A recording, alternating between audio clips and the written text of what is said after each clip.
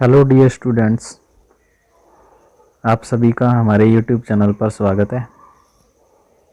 हम पढ़ रहे थे सीबीएसई आरबीएसई क्लास 12th का टॉपिक कंपोजिट फंक्शन, जिसके हमने 7 पार्ट कंप्लीट कर लिए थे। आज हम इसका 8th और लास्ट पार्ट कंप्लीट करने जा रहे हैं।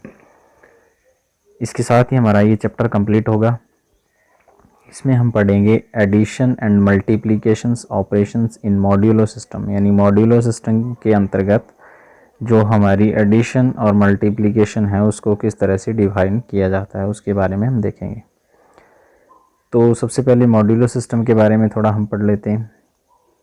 ए और बी हमारे पास कोई भी दो इंटीज़र है, तब ए माइनस बी के लिए कोई भी पॉजिटिव इंटीज़र एम ऐसा मिले, कैसा हो कि अगर हम करें ए माइनस बी, ए माइनस बी करने पर उसको m से डिवाइड करें तो वो m से पूरा अगर डिवाइड हो जाए तो उसको हम कैसे लिखेंगे? उसको हम लिखेंगे a, बीच में 3 साइन लगाने बराबर के। जिस तरह से हम बराबर का साइन लगाते हैं उसमें हम 2 लाइन लगाते हैं, इसमें हमने 3 लाइन लगानी। ये कॉन्ग्रुएंट का साइन होता है, 2 नंबर के कॉन्ग्रुएंट होने का साइन। और मॉड्यूलो m मॉड m बीच में लिखेंगे कि अगर a माइनस बी को m डिवाइड करता है तो हम उसको इस तरह से लिख सकते हैं a congruent to b modulo m।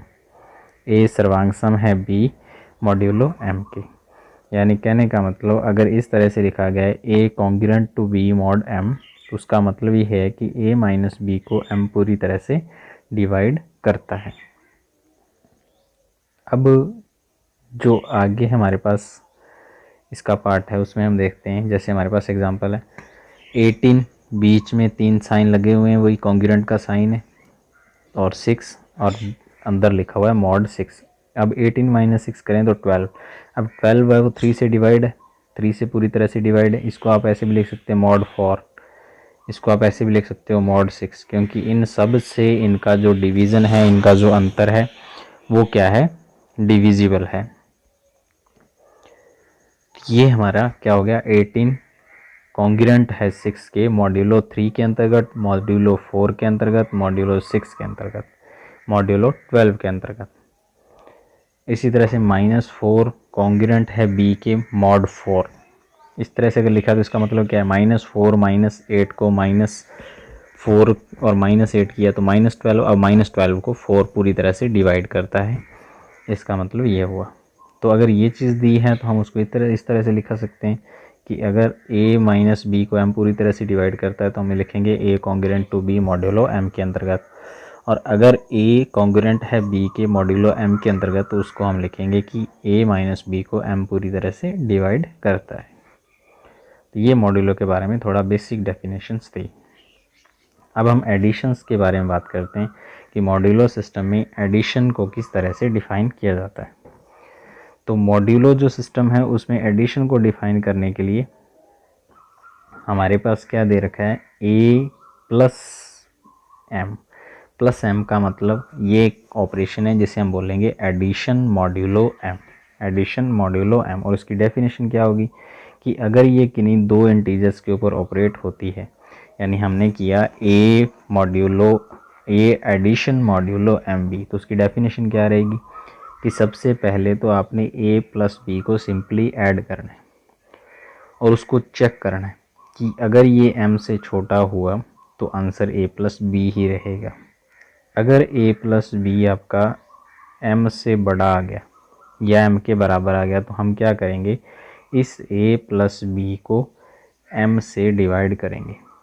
m से डिवाइड करने के बाद हमारे पास जो भी रिमाइंडर बचेगा, जो भी शेषफल बचेगा, क्योंकि अगर a प्लस बी की वैल्यू अगर ग्रेटर देन है किससे? m से, तो जो भी रिमाइंडर बचेगा वो रिमाइंडर ही हम यहाँ पे लिखेंगे। तो दो तरह से आंसर आएगा। अगर a plus be less than है इस m से तो आंसर वो का वही, और अगर a plus B greater than and equal to m है तो हम a प्लस बी को m से डिवाइड करेंगे, जो भी रिमाइंडर बचेगा वो रिमाइंडर हमारा आंसर यहाँ लिखा जाएगा। तो r क्या है यहाँ पे? a प्लस बी को m से डिवाइड करने पर बचने वाला शेषफल रिमाइंडर, या उस r को क्या बोलते हैं? a और b के योग मॉड्यूलो एडिशन मॉड्यूलो m का समशेष यानी रिमाइंडर। फॉर एग्जाम्पल हमें दे दिया 2 एडिशन मॉड्यूलो 4 1, इसका आंसर क्या आएगा? तो हमने 2 + 1 को सीधा सीधा जोड़ना है। 2 + 1 को सीधा सीधा जोड़ा तो कितना है 3। 3 क्या है, लेस देन है किससे, 4 से, तो इट मीन्स इसका आंसर 3 रहेगा। हमने इस जो पैर में लिखा हुआ होता है वो m होता है, तो उससे कंपैरिजन करनी है। फिर यहाँ पे इसको 3 कर लो, 2 एडिशन मॉड्यूलो 3 + 6, तो हमने 2 + 6 को जोड़ा तो कितना आया 8।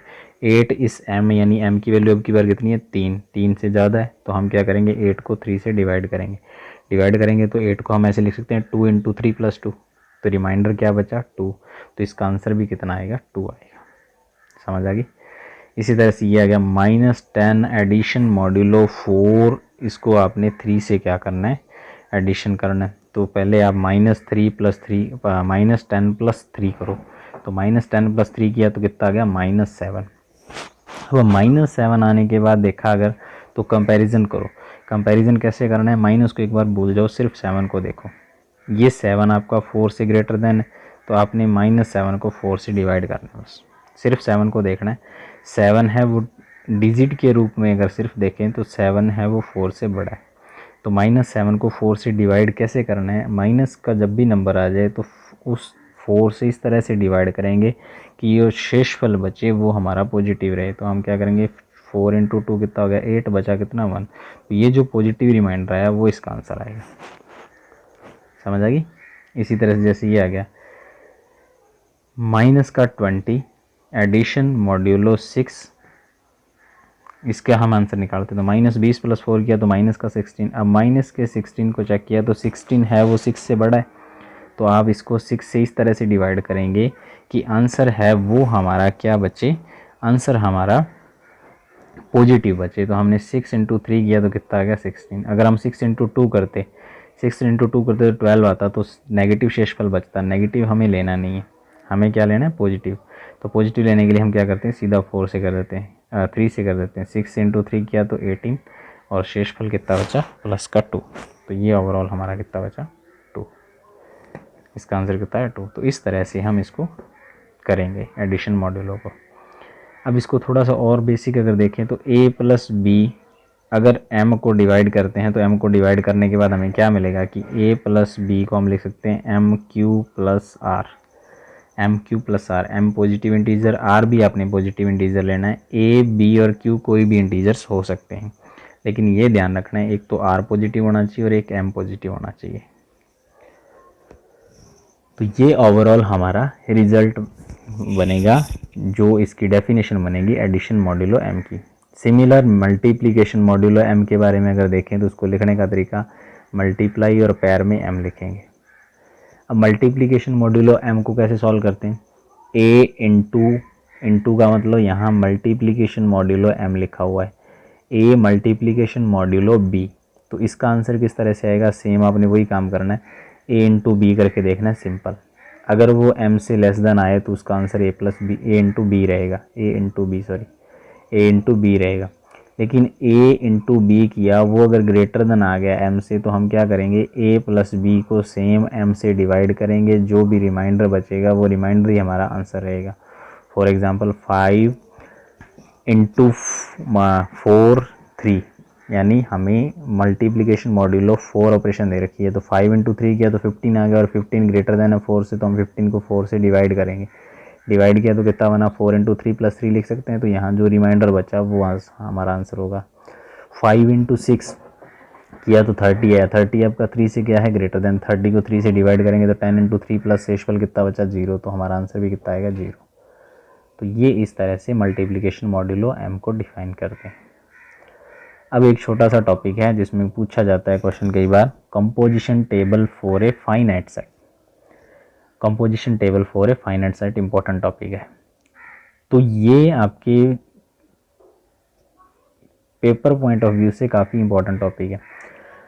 हमारे पास सेट क्या है, फाइनाइट सेट है। फाइनाइट सेट कौन सा होता है, जो नंबर ऑफ एलिमेंट जिसमें क्या हो फाइनाइट, ठीक है, अवयवों की संख्या जिसमें कितनी होती है सीमित होती है, जिनको हम काउंट कर सकते हैं।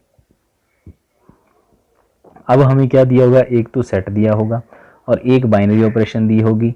सेट कैसा होगा, फाइनाइट सेट होगा, और साथ में बाइनरी ऑपरेशन दे के वो कहेगा कि आपको ये जो सेट दिया है उस सेट पे हमने एक बाइनरी ऑपरेशन डिफाइन करके दे दी।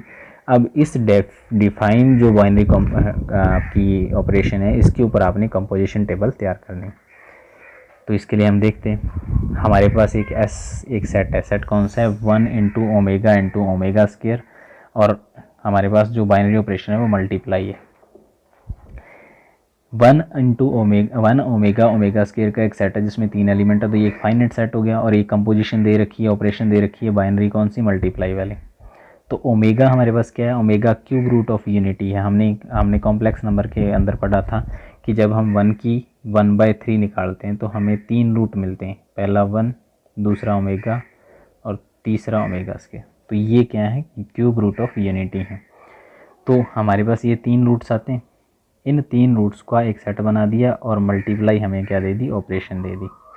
और हमें इनके लिए ऑपरेशन पता है कि ओमेगा क्यूब की वैल्यू कितनी होती है? यहाँ पे 1 होती है।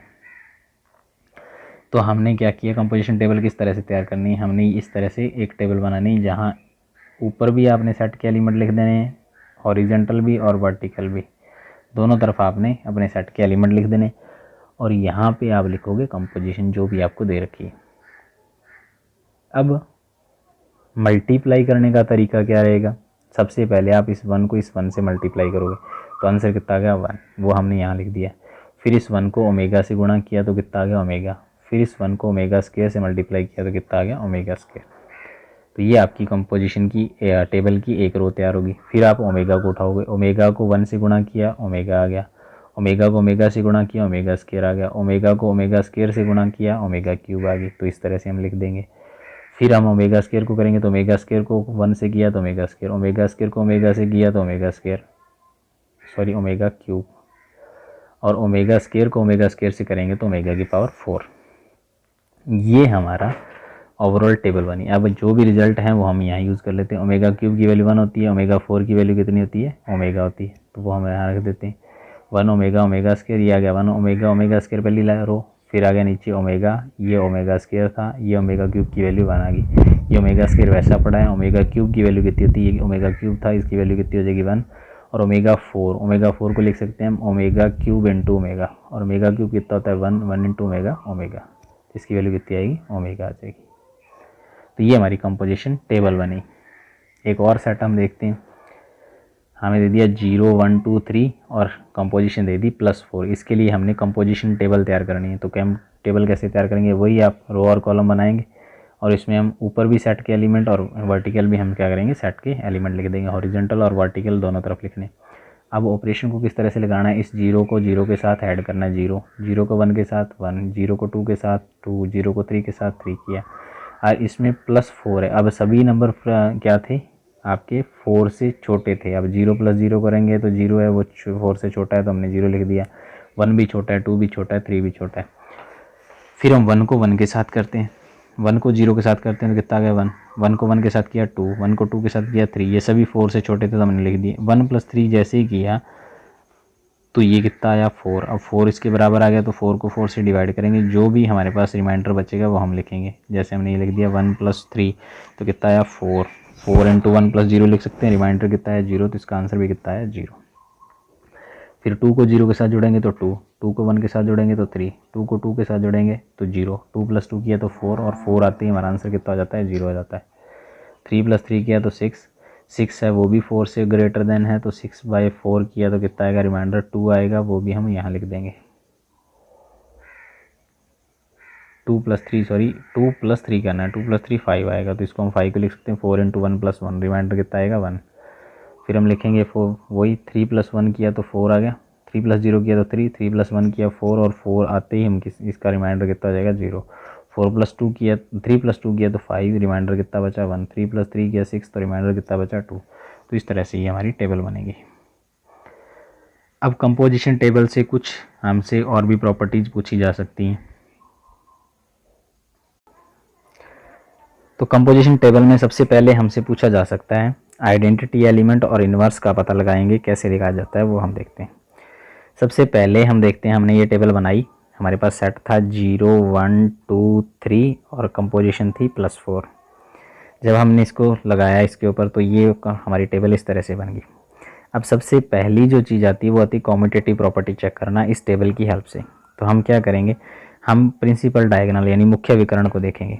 मुख्य विकर्ण के दोनों ओर अगर आपके एलिमेंट कैसे हैं, सेम है, यानी कहने का मतलब जो प्रिंसिपल डायगोनल आपने देखा है उसके दोनों तरफ के एलिमेंट अगर सिमेट्रिक प्रॉपर्टी को रखते हैं, सिमेट्रिक का मतलब 0 के इधर पास 1 बैठा है, इधर भी 1 बैठा है, 2 के इधर पास 2 बैठा है, इधर भी 2 बैठा है, इधर 3 है, इधर 3 है, और यहाँ पे आपके पास 3 है तो यहाँ भी 3 है, इस 0 के इधर 0 है, इधर भी 0 है। यानी अगर इसको यहाँ से रख के फोल्ड कर दें तो हर एलिमेंट एक दूसरे के ऊपर चला जाएगा, सेम एलिमेंट।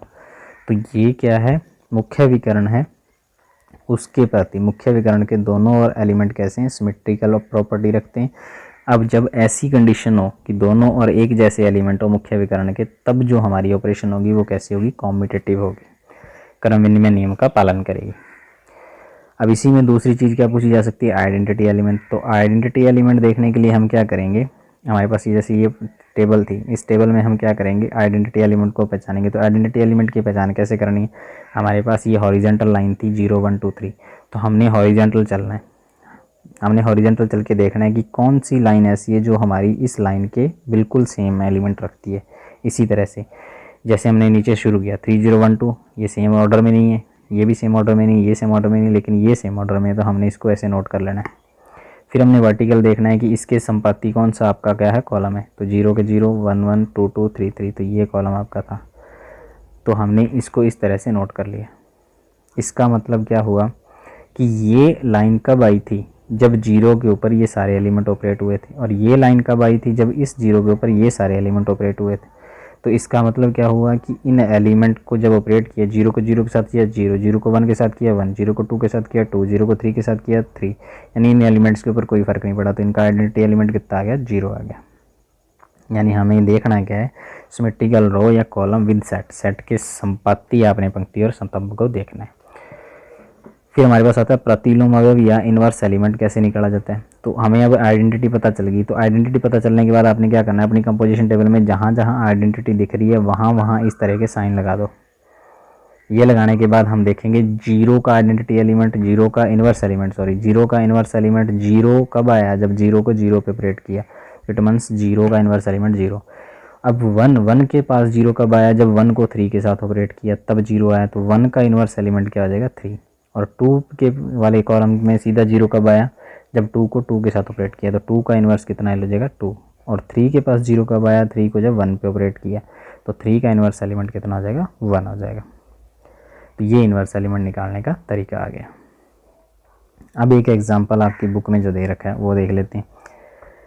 हमें 4 फंक्शन दे रखे हैं, f1 f2 f3 f4, और वो कहाँ से कहाँ डिफाइन है, R0 में डिफाइन है। R0 का मतलब उसमें जो आप रियल नंबर पे डिफाइन है, लेकिन इनमें 0 नहीं है। और डेफिनेशंस क्या दे रखी है, पहली डेफिनेशन, पहले सेट की डेफिनेशन है f1x बराबर x, f2x बराबर -x है, f3x बराबर 1/x और f4x बराबर -1/x है। हमें कंपोजिशन टेबल तैयार करनी है, किसके लिए, कंपोजिट ऑफ फंक्शन के लिए।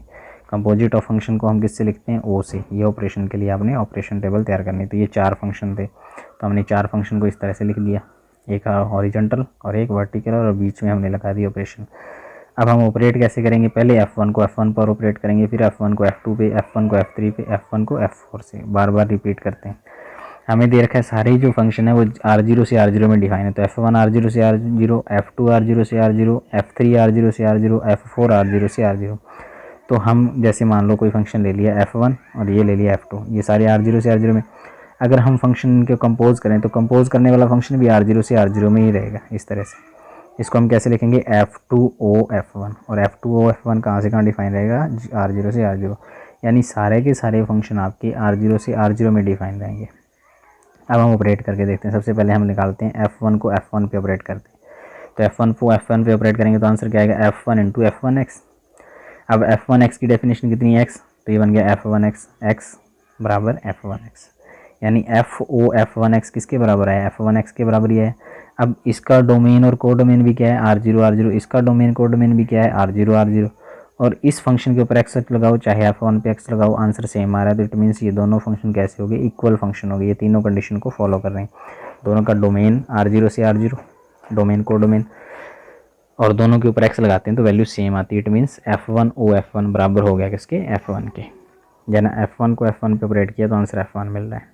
फिर F1 को F2 पे ऑपरेट किया तो F1 को F2 पे ऑपरेट करेंगे तो F1 इंटू F2x, यानी F2x की वैल्यू कितनी थी, -x। अब F1 माइनस एक्स, F1 के अंदर जो भी x है वही वैल्यू आ जाएगी। यानी F1x की डेफिनेशन क्या है, F1x बराबर x, जो भी x पड़ा है वही यहाँ x की जगह क्या है, -x, तो इसका आंसर कितना आ गया, -x। अब -x को क्या लिख सकते हैं, F2x। तो F1 O F2 किसके बराबर आया, F2 के बराबर, तो ये हमने लिख दिया। F1 O F3 को निकालेंगे तो F1 इंटू F3x की वैल्यू 1/x है तो हमने रख दी 1/x। और F1x की वैल्यू क्या है, जैसा फंक्शन के अंदर x पड़ा है वो सीधा सीधा आ जाएगा। तो F1 1/x कितना आ जाएगा, 1/x। इसको हम क्या लिख सकते हैं, F3x। अब F3x लिखेंगे तो F1 O F3 किसके बराबर आ गया, F3 के बराबर। F1 O F4 की बात करें तो ये बनेगा F1 इंटू F1 F4x की वैल्यू -1/x और F1x की वैल्यू जो x है वही बाहर आ जाएगा तो -1/x। इसको हम लिखेंगे F4x। तो F1 O F4 किसके बराबर आया, F4 के। इसी तरह से F2 को बारी बारी सब पे ऑपरेट करेंगे, जो मैंने सब अच्छे से कर रखा है। F2 को F1 पे ऑपरेट किया तो F2 को F2 पे ऑपरेट किया तो F1, F2 को F3 पे ऑपरेट किया तो F4। इस तरह से ये सारे के सारे एलिमेंट F2 को F4 पे ऑपरेट किया तो आपके पास F3, और F3 को सब पे ऑपरेट करेंगे, F3 को F1 पे ऑपरेट करेंगे, F3 को F2 पे ऑपरेट करेंगे, इस तरह से आंसर आएगा। F3 को F3 पे ऑपरेट करेंगे तो इस तरह से आंसर आएगा। ओवरऑल ये बनेगा। फिर हम F4 को ऑपरेट करेंगे, जो मैंने आपको लिखा है फाइंड योर सेल्फ, आपने खुद करके देखना। जब ये सारे एलिमेंट्स आ गए, इन सारे एलिमेंट्स को हमने टेबल में रख देना है। इन सारे एलिमेंट्स को क्या करेंगे, टेबल में रख देंगे। टेबल में रखेंगे तो ये हमारा ओवरऑल फंक्शन बन जाएगी, ये हमारी कंपोजिशन टेबल बन जाएगी। अब इस कंपोजिशन टेबल में हम क्या करेंगे, वही अगर हमसे पूछा जाता है चेक करो कम्यूटेटिव है या नहीं है, तो हम क्या करेंगे, प्रिंसिपल डायगोनल को नोट करेंगे, उसके दोनों और देखेंगे एलिमेंट सेम है या नहीं। तो दोनों तरफ एलिमेंट सेम है तो सिमेट्रिक प्रॉपर्टी को फॉलो कर रहे हैं। इट मीन्स ये जो फंक्शन है, ये जो कंपोजिशन है वो क्या है, कम्यूटेटिव प्रॉपर्टी को रखती है। फिर आइडेंटिटी देखनी है, तो आइडेंटिटी के लिए हम क्या करते हैं, इस सेट वाले एलिमेंट को देखते हैं कि कौन से सेट वाले एलिमेंट के सिमिलर रो आ रही है और सिमिलर कॉलम आ रहा है। तो हमने देखा F1 के सामने, F1 के नीचे और F1 के सामने वाली जो रो है वो समपाती है, एक जैसे एलिमेंट रख रही है, सिमेट्रिक है। इट मीन्स F1 है वो कैसा है, आइडेंटिटी एलिमेंट है। फिर इन्वर्स की बात करें तो इन्वर्स के लिए हम क्या करेंगे, आइडेंटिटी को नोट कर लेंगे। F1 आइडेंटिटी थी तो F1 पे आपने गोला लगा दिया। अब F1 के ऊपर F1 ऑपरेट किया तब F1 आया था, F2 को F2 से ऑपरेट किया तो F1 आया था, F3 को F3 पे किया था तो F1 आया था, F4 को F4 पे किया था तो F1 आया था। इट मीन्स F1 का इन्वर्स क्या हो गया, F1, F2 का इन्वर्स क्या आ गया, F2, F3 का इन्वर्स F3 और F4 का इन्वर्स F4। तो ये आपके पास कुल मिला के हमारे पास ये कंपोजिशन टेबल थी। तो ये कंपोजिशन टेबल, और इससे आपसे दो तरह से क्वेश्चन पूछे जा सकते हैं। अब ये आपका चैप्टर इस तरह से कंप्लीट होता है।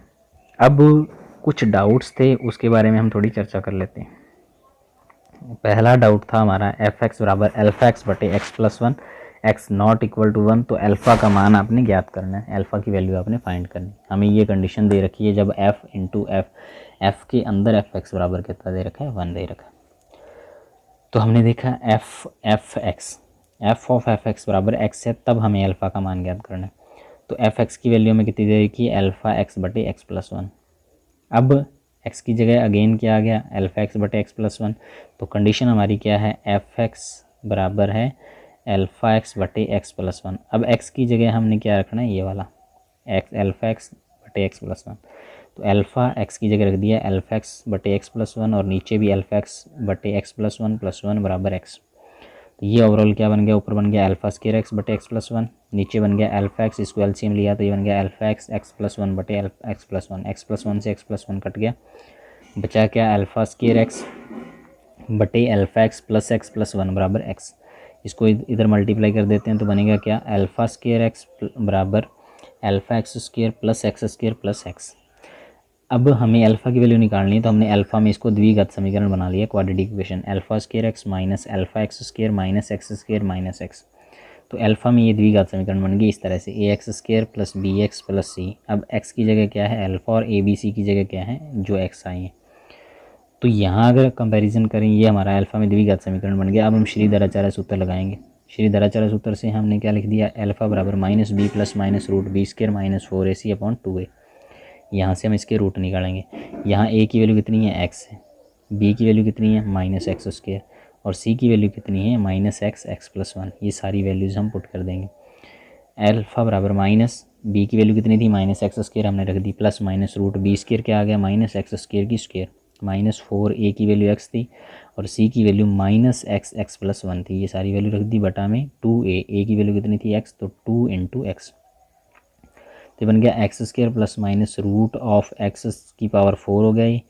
ये माइनस 12 आ गया तो प्लस हो गया 4x स्क्र, इन दोनों का मल्टीप्लाई किया तो एक्स स्क्र एक्स प्लस 1। अब अगर ऊपर यहाँ से एक्स स्क्र कॉमन ले लें तो एक्स स्क्र को कॉमन ले लिया आपने, एक्स स्क्र को कॉमन लिया तो बचा x square plus 4x plus 1 बटा में 2x। यहाँ से एक्स स्क्र को कॉमन बाहर निकालेंगे तो रूट से बाहर आया तो x बन गया, इन दोनों से x क्या हो जाएगा, कट जाएगा, बचेगा क्या X square plus minus X root of X square plus 4x plus 4। अब ये क्या है, x प्लस 2 का होल स्क्र हमने लिख दिया, x प्लस 2 का होल स्क्र, और इस x को कॉमन लेके काट दिया, ये x कैंसिल आउट हो जाएगा। हमारे पास बचा क्या, अल्फ़ा बराबर x plus minus x plus 2/2। अब एक बार प्लस में लिख लो, एक बार माइनस में लिख लो। प्लस में लिखेंगे तो बनेगा x प्लस 2/2, और माइनस में लिखेंगे तो x माइनस 2/2। यहाँ x कट गया तो अल्फ़ा की वैल्यू कितनी आएगी -1। यहाँ अल्फ़ा बराबर क्या बनेगा 2x प्लस 2/2 यानी x प्लस 1। तो अल्फ़ा की दो वैल्यू आएंगी, एक तो आएगी x प्लस 1 और एक आएगी अल्फ़ा बराबर -1। यहाँ तक आपने कंपोजिट वाला लगाना था, उसके बाद सिंपल कैलकुलेशन थी, 2 स्टेप थे इसमें, उसके बाद आपने सिंपल कैलकुलेशन करनी है। तो ये हमारा एक डाउट था। एक आपका 1.2 का क्वेश्चन था जिसमें हमें दे रखे थे दो सेट a और b, और a और b देने के बाद उसने कहा कि आपने 4 फंक्शन बनाने हैं जो कैसे हों 1 1 और ऑन टू, और बनाने के बाद उनका इन्वर्स भी लिखना है। तो हमने पहले f1 फंक्शन बनाया जो 1 1 और ऑन टू है, तो कैसे डिफाइन कर सकते हैं। पहला तरीका तो ये सीधा सीधा आप डिफाइन कर दो। दूसरा तरीका ये है उल्टा शुरू कर दो, 1 को d से जोड़ दिया, 2 को c से जोड़ दिया, 3 को b से जोड़ दिया, 4 को a से जोड़ दिया। कैसे भी लिख सकते हो, आपकी मर्जी। फिर 1 1 और ऑन टू के लिए यहाँ 1 को b से, 2 को a से, 3 को d से, 4 को c से। चौथा हम बनाएंगे 1 को a से, 4 को d से, इन दोनों को आपस में चेंज कर दिया, 2 को c से और 3 को b से। ये हमारे 4 फंक्शन बने। अब इन 4 फंक्शन का इन्वर्स निकालना है, तो इस तरह के 1 1 ऑन टू कितने फंक्शन बनाए जा सकते हैं, 24 फंक्शंस बनेंगे टोटल, फैक्टोरियल 4। तो इसके इन्वर्स निकालना है तो आप उल्टा कर दो बस इनका। फिर एक और क्वेश्चन दे रखा है, ए दे रखा है, बी दे रखा है और सी दे रखा है, 3 सेट दे रखे हैं। ए में एलिमेंट है 1 2 3 4, बी में एलिमेंट है 3 5 7 9, सी में एलिमेंट है 7 23 47 और 79। ए से बी में एक फंक्शन दे रखा है एफ एक्स जो क्या है 2x प्लस 1, और जी बी से सी में दे रखा है और उसकी डेफिनेशन दे रखी है एक्स स्क्र माइनस 2। जैसे हमने अप्लाई किया तो ए डोमेन है तो ए के सारे एलिमेंट को रखा। f1 किससे जुड़ेगा 2 इंटू 1 प्लस 1 3 से, 2 किससे जुड़ेगा 2 इंटू 2 प्लस 2 4 इंटू 5 से, फिर 3 किससे जुड़ेगा 7 से, और 4 किससे जुड़ेगा 9 से। तो ये हमारा f फंक्शन बन गया। जी फंक्शन की बात करें तो जी एक्स बराबर एक्स स्क्र माइनस 2, यहाँ पहले हम क्या रखेंगे 3, जी3 की वैल्यू कितनी आएगी 7, जी5 की वैल्यू 23, जी7 की वैल्यू 47, जी9 की वैल्यू 79। इस फार्मूले से 5 की वैल्यू रखनी है तो x की जगह 5 रख दो, 7 की निकालनी है तो 7 रख दो, इस तरह से। तो इट मीन्स ये 1 1 ऑन टू फंक्शन बना तो f इनवर्स एग्जिस्ट करेगा, ये भी 1 1 ऑन टू फंक्शन है तो g इनवर्स एग्जिस्ट करेगा। अब हमें क्या निकालना है, g ऑफ f निकालना था। हमने g ऑफ f निकाल लिया। g ऑफ f कहाँ से कहाँ जाएगा, a से c में, ए से सी में कैसा होगा जी ऑफ एफ एक्स बराबर जी ऑफ एफ एक्स की वैल्यू रख दी तो ये बनेगा 2x प्लस 1 का स्क्वायर माइनस 2। तो जी ऑफ एफ बनेगा ए से सी में, ये आपने बना दिया ए से सी में। ए से सी में करेंगे तो ए के पास 1 2 3 4, यहाँ एलिमेंट है 7 23 47 79। तो जी ऑफ एफ 1 की वैल्यू निकालेंगे तो 7 आएगी, जी ऑफ एफ 2 की वैल्यू निकालेंगे, इसी तरह से जी ऑफ एफ 3 की वैल्यू निकालेंगे, सबकी वैल्यू हम निकाल लेंगे। तो ये हमारा ओवरऑल फंक्शन बनेगा। अब इसका इन्वर्स निकालना है तो इन्वर्स के लिए क्या करो, कोडोमेन को आगे लिख दो, डोमेन को पीछे लिख दो, और उनके प्री एलिमेंट को आपस में ऐड कर दो। तो जी ऑफ एफ इन्वर्स ये बन जाएगा हमारा। फिर हमें एफ इन्वर्स, हमें ये प्रूफ करना था इस क्वेश्चन में जी ऑफ एफ इन्वर्स बराबर एफ इन्वर्स ओ जी इन्वर्स। अब ये तो हमने निकाल लिया, अब ये निकालते हैं। तो इसके लिए हमें एफ इन्वर्स निकालना है तो एफ का रिवर्स कर दो, जी इनवर्स निकालना है तो जी का रिवर्स कर दो। फिर जी इनवर्स सी से बी में है और एफ इनवर्स बी से ए में, तो एफ इनवर्स ओ जी कहाँ से कहाँ बनेगा, सी से ए में। तो एफ इनवर्स ओ जी आपका सी से ए में बना। इसकी डेफिनेशन बनाएंगे तो डेफिनेशन के लिए हमने इसकी एफ इनवर्स जी इनवर्स एक्स की वैल्यू बार बार पुट करते जाओ, सिमिलरली सारे एलिमेंट्स रखते जाओ, आपकी वैल्यू मिलती जाएंगी। तो हमें क्या मिला, जी ऑफ एफ इनवर्स सी से ए में था, एफ इनवर्स ओ जी इनवर्स भी सी से ए में था, और जी ऑफ एफ इनवर्स और एफ इनवर्स ओ जी ये ऑर्डर पेयर की फॉर्म में अगर लिखेंगे तो वो भी आपका सेम रहेगा। तो इस तरह से ये प्रूफ हो जाता है कि जी ऑफ एफ इनवर्स बराबर एफ इनवर्स ओ जी इनवर्स। इन सबको आपने ऑर्डर पेयर की फॉर्म में लिखना है, तो पहले आप सेट फॉर्म में लिखो और सेट फॉर्म में लिखने के बाद उनको ऑर्डर पेयर की फॉर्म में लिख लो। तो ये ओवरऑल आपका चैप्टर कंप्लीट होता है यहाँ पे। अब जो नेक्स्ट चैप्टर होगा वो हम इनवर्स ट्रिग्नोमेट्रिक फंक्शन शुरू करेंगे, जो आपकी नेक्स्ट वीडियो में आएगा। आप इनको देखो, इसमें से कोई भी डाउट है तो वो आप मुझसे पूछ सकते हो। Thank you.